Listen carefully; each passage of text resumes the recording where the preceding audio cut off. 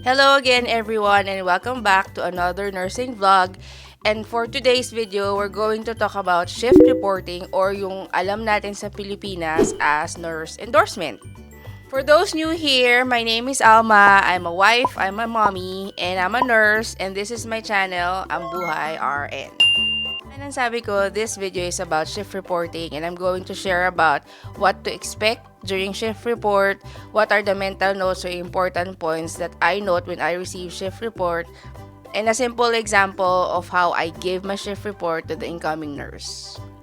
Siyempre, it is important to note that not all shift reporting is the same. It really depends on your area or your facility.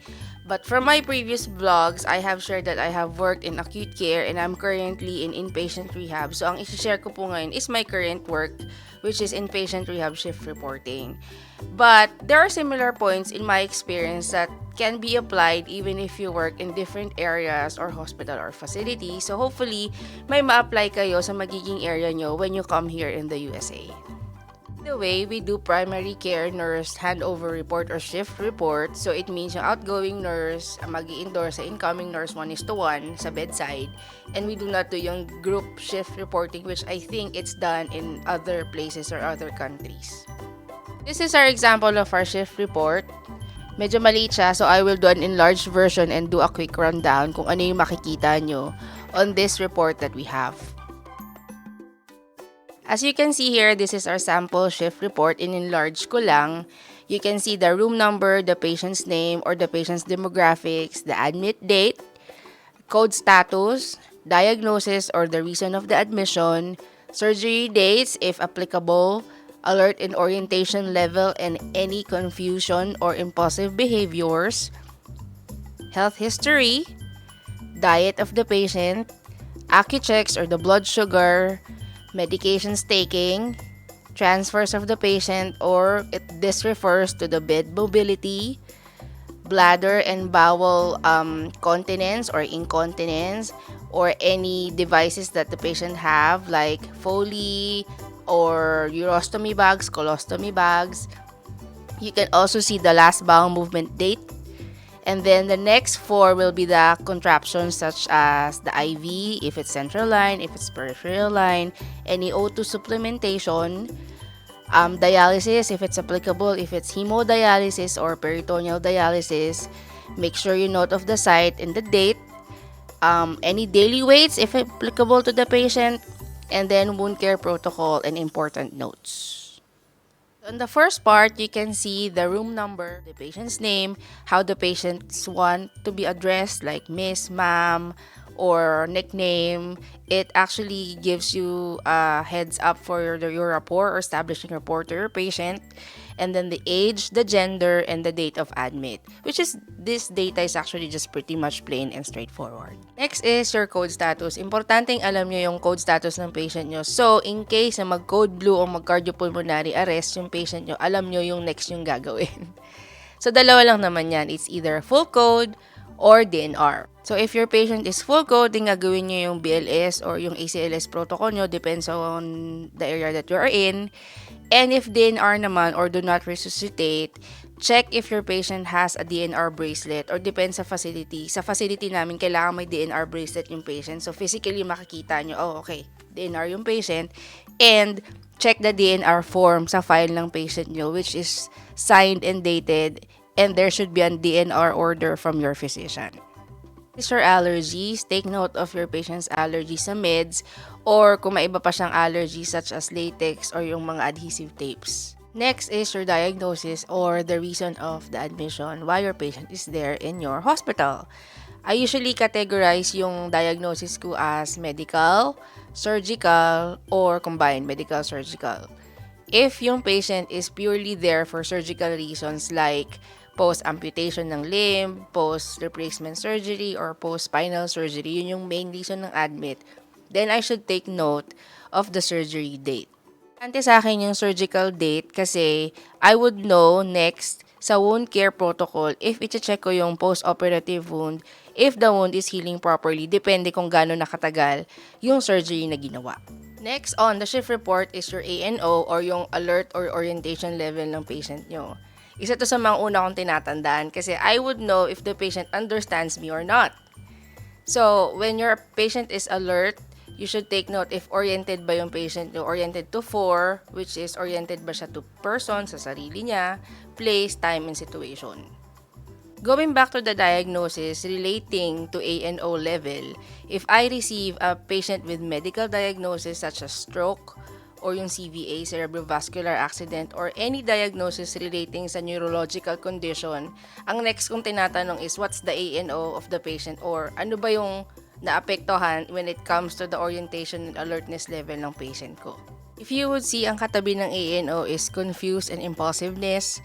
So if your patient is not oriented only to self, for example, kilala lang niya yung sarili niya, hindi niya alam kung nasaan siya, ano nangyari sa kanya, then take note how intermittently confused or if talagang all the time confused yung patient nyo, or any impulsive behaviors, kasi those impulsive patients are very high risk for falls. Hindi nila alam kung tatawag sila ng assistance, tatayo na lang sila bigla, tatalon sila sa bed dahil gusto nila lang pumunta sa banyo. So you have to take note of that. Next on the shift report that you have to note is the transfers. This is basically about the patient's mobility, or in simple terms, kumbaga, how the patient transfers from the bed to the chair, going to the bathroom and back and forth. So it really depends on how much assistance your patient needs, either one person or two-person assist, or if you have to take note na there are any neurological deficits sa patient nyo na confused, then it's also noted if yung pasyente nyo kailangan ng lots of verbal cues whenever transferring. Important for the transfers, by the way, if your patient has joint replacement surgeries or spinal surgeries or anything affecting the limbs. Also take note if merong weight-bearing limitations yung patient nyo. So it depends if non-weight-bearing, partial weight-bearing, or weight-bearing as tolerated. Next that you will have to note is the patient's history. So it really depends from one patient to another how extensive the prior medical history is. Usually, pag nakita ko yung patient medyo may edad na, ine-expect ko na maraming prior medical history, but it really depends. I usually would take note of my medical history accordingly sa cardiac, sa pulmonary, sa renal, and then if a patient is diabetic or not, and any neurological deficits. Usually, yun yung mga tinatandaan ko. So, for example, I receive a patient na may history ng CHF o congestive heart failure. Expect ko na if may fluid restriction ba siya, yung diet niya should be modified to heart healthy or low sodium. For example naman, if I have a patient na may respiratory history like COPD or obstructive sleep apnea, then I would take note of the oxygen supplementation kung meron ba, or any CPAP o BiPAP machine na kailangan niya gamitin at night for the OSA. If I receive a patient for history ng may renal such as ESRD or end-stage renal disease, then I would take note, is the patient on dialysis? What type of dialysis? Peritoneal ba? Hemodialysis? If hemodialysis, what site? And ano yung schedule ng patient? Monday, Wednesday, Fridays? 2 times a week ba? 3 times a week? If peritoneal dialysis, what time siya nag-PPD? And how many hours? So yun yung mga hagad na ina-anticipate ko. Na-note nyo naman that the patient has a history of diabetes, what type, 1 or 2, if insulin dependent ba, or OHAs lang tinitake niya, and how often are your blood sugar checks or your ACU checks. Yun yung mga tinatandaan ko naman. Next to take note is the diet. So, depends sa history ng patient nyo if may specialty diets sila like diabetic diet or cardiac diet, renal diet. But I also take note of the consistency ng solids and consistency ng fluids ng patient nyo, especially if your patient has any swallowing issues. Make sure you double check kung ano yung diet orders, if modified ba yung consistency ng diet ng patient nyo, such as mixed and moist, soft and bite-sized, pureed, or if your patient is on any peg tube or peg feeds, if NPO ba sila, nothing per orem, lahat is via the peg tube. So, double check those things in your file. When I receive a patient na may modified diet, like hindi siya regular solids and thin liquids, or any patient na may difficulty swallowing or swallowing issues, tinitake note ko kagad how the patient take their meds. Kasi may mga patient na they cannot swallow their meds whole with water. So what they do is they crush it in applesauce, crush it in pureed. Is it whole in applesauce? Is it via the peg tube? So you also have to take note of that and anticipate yung mga ganong mga bagay. Next part of your shift report is your bladder and bowel control. Either continent or incontinent ba yung patient nyo.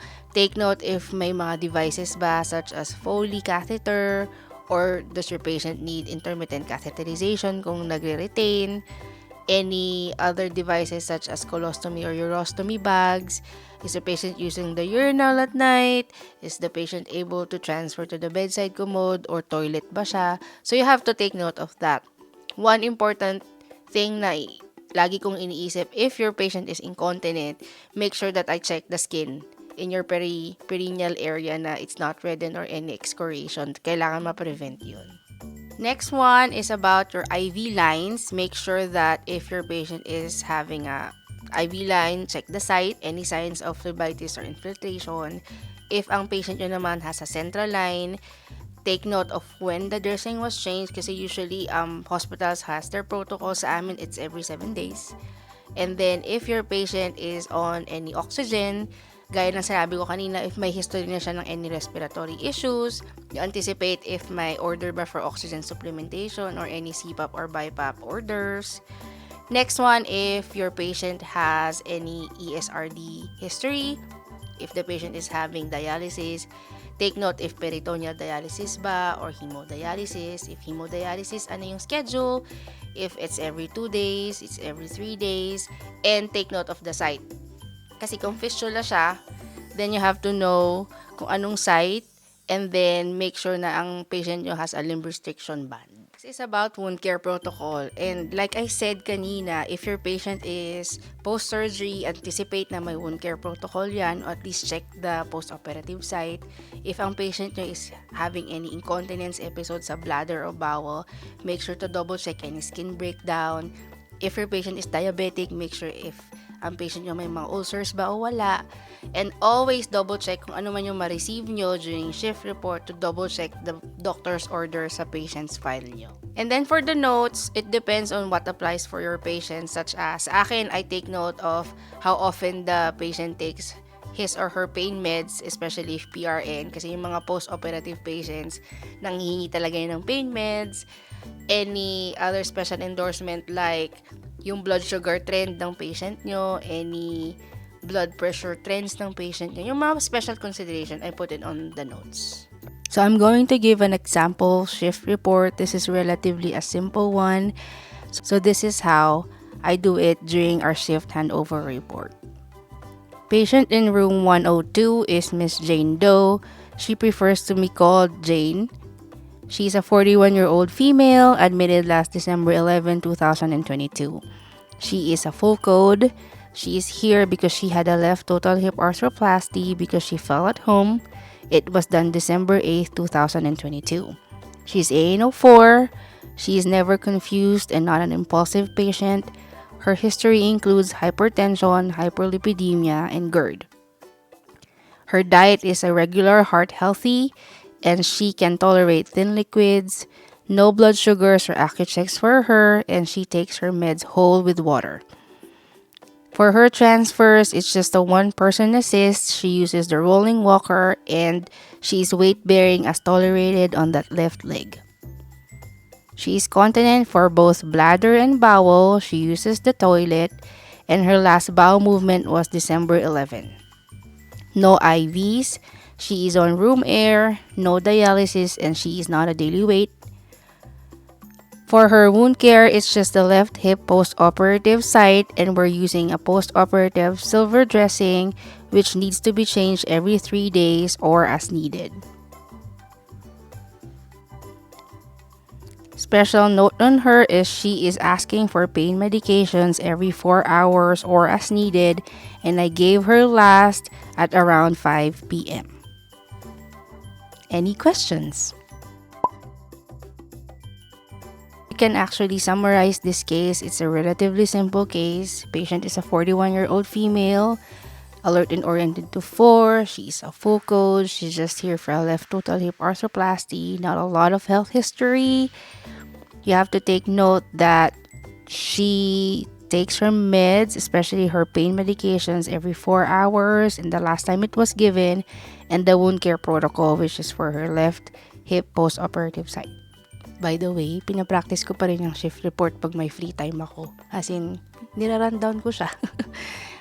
Kasi hindi pa rin ako native English speaker. So, practice lang din kung may time. And that's it for this video. Thank you very much for watching. I hope you learned po something kahit konti lang sa mga na-share ko basing on my experience sa shift handover or shift reporting. I hope to see you next time on my next video or vlog. Don't forget to like and subscribe and just place any comments or suggestions on the boxes below. Thank you very much po. God bless and stay safe everyone.